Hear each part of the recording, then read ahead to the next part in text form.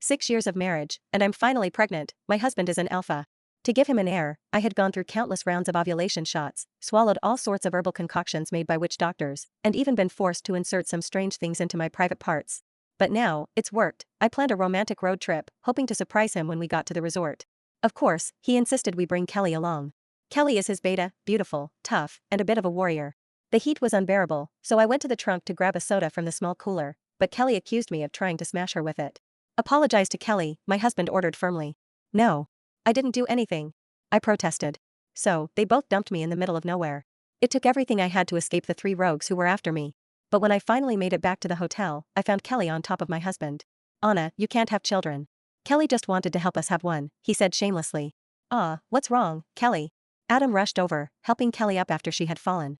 Adam was Raven Pack's alpha and my mate. I barely dodged the small cooler as it crashed to the ground, spilling several cans of drink that rolled to my feet. Anna, what did you do to Kelly this time? Adam glared at me. I didn't do anything. She just lost her balance holding the cooler. I quickly gathered the cans from the ground. I was about to tell Adam that I almost got my foot crushed by the small cooler too, but Kelly interrupted me. It's fine. Anna didn't mean it. Kelly murmured softly in Adam's arms. Apologize to Kelly. Adam firmly said. I didn't do anything wrong. She tripped on her own. I argued. This isn't the first time you've done something like this.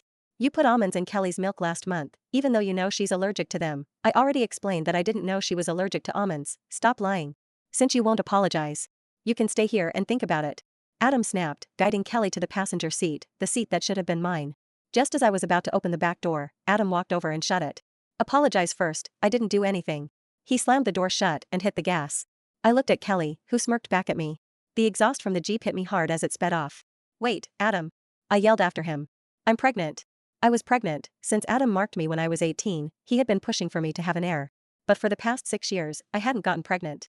I had gone through multiple rounds of ovulation shots, and Adam's mother even forced me to drink all kinds of herbal concoctions made by witch doctors. Some of the concoctions even had to be inserted into my private parts. One time, I had a severe allergic reaction to one of their new concoctions and broke out in a full-body rash. But Adam and his mother just looked at me in disappointment and asked, why aren't you pregnant yet? So, when I found out last week that I was 3 months pregnant, I decided to give Adam the surprise of his life. I planned a road trip to Rosie Beach, intending to tell him the good news once we arrived at the resort. But I never expected that just before we set off, Adam would insist on bringing Kelly along. Kelly is my beta, so of course she should come with us, Adam said. But I was hoping this would be a private trip for just the 2 of us. Haven't we had enough private time together already?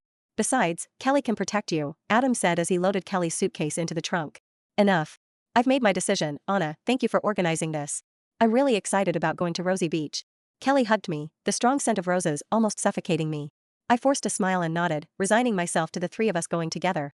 Most alphas had male betas, but Adam's beta was a woman. Kelly had grown up with Adam. And she was one of the pack's best warriors.